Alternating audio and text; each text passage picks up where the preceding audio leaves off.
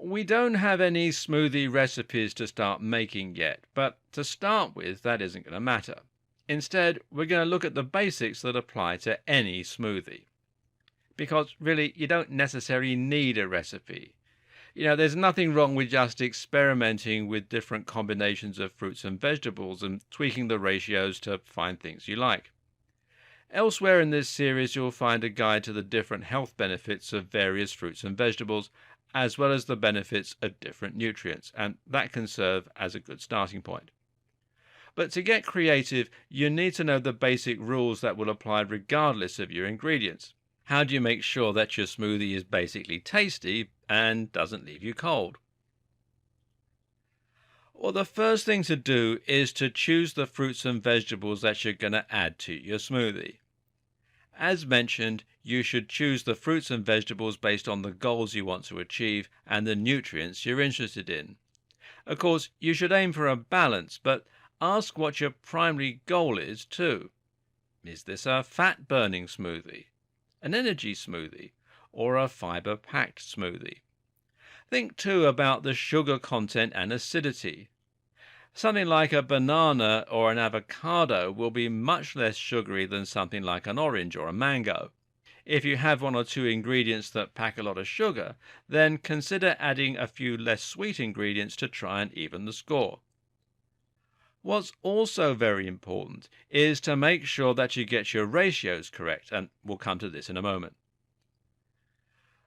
The first thing to add to your container before you start making your smoothie is some form of liquid. This, of course, is going to be what keeps your drink a drink and not a mush. What's also important, though, is that you think about how much liquid you want and what type of liquid you're going to use. The most common choice of liquid will be water. However, it's also fairly common to use milk, which comes packed with its own nutrients, or to use fruit juices.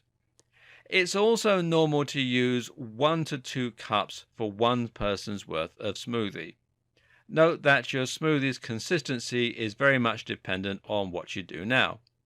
If you want the drink to be very runny, then adding a lot of water and juice is fine. If you prefer a thicker consistency, though, then you'll want to add a little less and or choose something that is thicker to begin with, such as milk or even yogurt. Whether you prefer your drink to be runny or thick is entirely a matter of preference and might also vary depending on the recipe and the goal. Common liquids you can use for delicious smoothies include water, almond milk,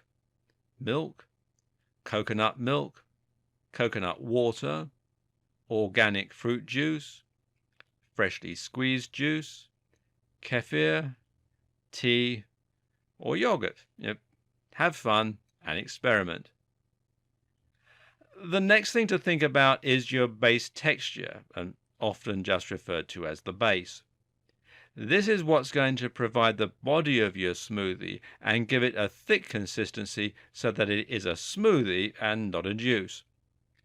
The aim here is to pick something which has a thicker consistency itself, and that usually means something along the lines of bananas, mangoes, pears, peaches, or avocados.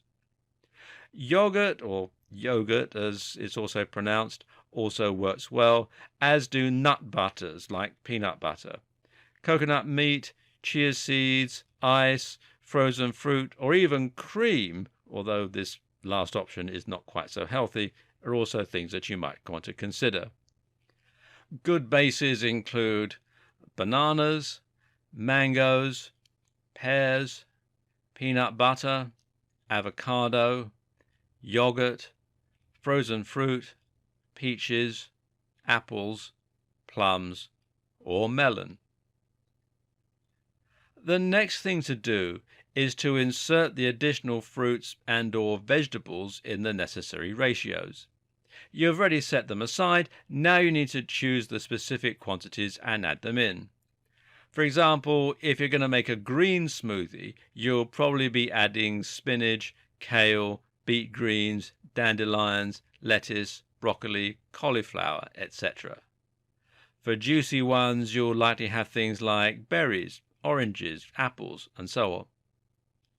You already have your base, and this is going to give the most flavor to begin with.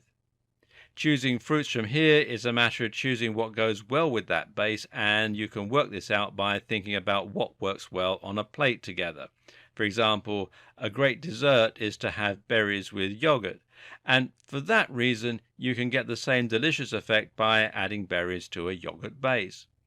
This will give you a ton of antioxidants, while the yogurt in particular will help you to get digestive benefits, and we'll talk more about this in a subsequent video. Conversely, strawberries are known to go very well with bananas. Likewise, mangoes and orange is a great mix.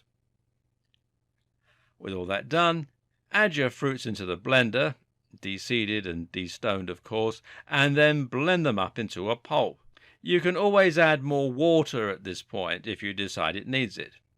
Remember to keep your hand over the lid though.